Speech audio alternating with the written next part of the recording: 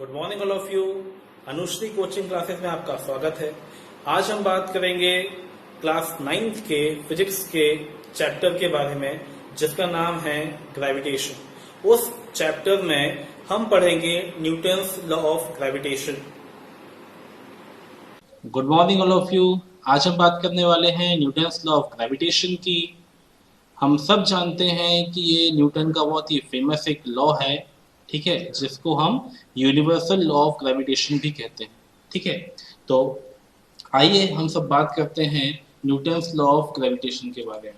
ठीक है, इसमें जो हमको समझने वाली बात है वो ये है कि इसका स्टेटमेंट जो है न्यूटन ने हमको दे के रखा है और उस स्टेटमेंट में हमें ये करना है केवल कि उसका डेरिवेशन करना है और कुछ भी यहाँ पे नहीं करना। तो आइए सबसे पहले समझते हैं इसका जो स्टेटमेंट है वो क्या है। इसने बोला कि जो जितनी भी चीज़ें दुनिया में हैं वो सब क्या करती हैं, एक दूसरे को अट्रैक्ट करती हैं। ठीक है, they all attract each other, ठीक, विथ अ फोर्स, एक फोर्स से अपनी ओर अट्रैक्ट करती हैं। तो हमने मान लिया कि ये जो आपका है, ये ऑब्जेक्ट का नाम दे दिया हमने ए और ये ऑब्जेक्ट जो है इसका नाम है बी। इसका मास m1 है और इसका मास m2 है। ओके, और इन दोनों के बीच में जो फोर्स होगा वो हमेशा कैसा होगा, वो हमेशा अट्रैक्शन का फोर्स ही होगा। ठीक है, वो कभी रिपल्शन का फोर्स नहीं हो सकता। तो न्यूटन ने ये कहा कि इन दोनों मासेस के ऑब्जेक्ट्स के बीच में जो फोर्स ऑफ अट्रैक्शन है वो हमेशा इन दोनों के मासेस के प्रोडक्ट के डायरेक्टली प्रोपोर्शनल होगा और वही फोर्स जो है वो इन दोनों ऑब्जेक्ट्स के बीच की डिस्टेंस के स्क्वायर के इनवर्सली प्रोपोर्शनल होगा। ओके, तो जब हम दोनों इक्वेशन का एलएचएस देखते हैं तो वो सेम है, तो जैसे हम एलएचएस क्या कर सकते हैं, कंबाइन कर सकते हैं।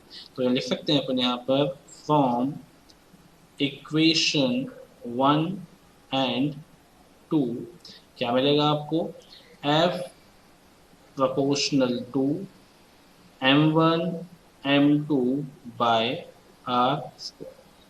या हम लिख सकते हैं इसको कि F इज इक्वल टू, ये हो जाएगा आपका कांस्टेंट। ओके, ये हर एक लॉ में कांस्टेंट होता है। हम जानते हैं कि जब भी हम ये साइन ऑफ प्रोपोर्शनलिटी हटाते हैं तो वहां पर एक कांस्टेंट आता है k, और बाकी जो आपका एक्सप्रेशन है वो ज्यों का तो रहेगा, उसमें कोई चेंज नहीं आएगा।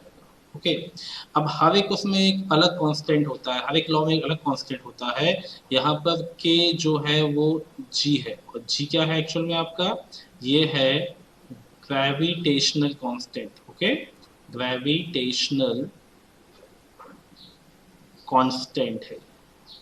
इस g की जो वैल्यू होती है ये होती है 6.67 इंटू 10⁻⁻11 न्यूटन मीटर स्क्वायर पर kg स्क्वायर। ओके, ये आपको याद होनी चाहिए।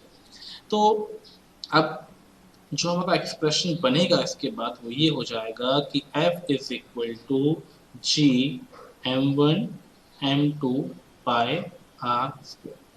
ये हमारा हो गया final expression Newton's law of gravitation का। यहाँ पर बात ध्यान रखने वाली बात ये है कि यहाँ पे जो फोर्स होता है वो वीकेस्ट फोर्स होता है। ओके, वो सबसे कमजोर फोर्स होता है नेचर का, वीकेस्ट फोर्स ऑफ नेचर, ये आप ध्यान रखिएगा। अब इसकी एप्लीकेशंस कहाँ कहाँ ये समझते हैं। तो एप्लीकेशंस जो हैं वो सबसे पहले तो कि हम अर्थ पे खड़े हुए हैं या जितने भी आपके ऑब्जेक्ट्स हैं वो अर्थ के ऊपर हैं, ये सब क्या हैं, ये सब न्यूटन्स लॉ की जो एप्लीकेशन है उनमें आते हैं। जैसे हम जानते हैं कि अर्थ और मून का सिस्टम जो है, चाहे अर्थ और सन का सिस्टम जो है, ये सारी की सारी चीज़ें जो हैं वो न्यूटन्स लॉ ऑफ ग्रेविटेशन पर ही डिपेंड करती हैं। ध्यान रखिएगा, ये जो आपका लॉ है, ये दिस लॉ इज यूनिवर्सल ना, ये पूरे यूनिवर्स पर एप्लीकेबल है, चाहे वो मासेस ऑब्जेक्ट्स कोई से भी हो, छोटे से पेबल से लेके बड़े बड़े स्टार्स है ना, और प्लैनेट्स हैं, कुछ भी हैं, सब पर ये अप्लाई होता है। सो आई होप आपको ये डेरिवेशन अच्छे समझ में आ गया होगा। Thank you. दोस्तों, आई होप आपको मेरा ये वीडियो पसंद आया होगा। यदि पसंद आया है तो प्लीज मेरा इस वीडियो को लाइक कीजिए और मेरे चैनल को सब्सक्राइब कीजिए, जिससे कि फिजिक्स के और मैथ्स के सारे टॉपिक्स के बारे में आपको सही और बिल्कुल एकदम प्रोफेशनल तरीके से जानकारी मिलती रहे। Thank you.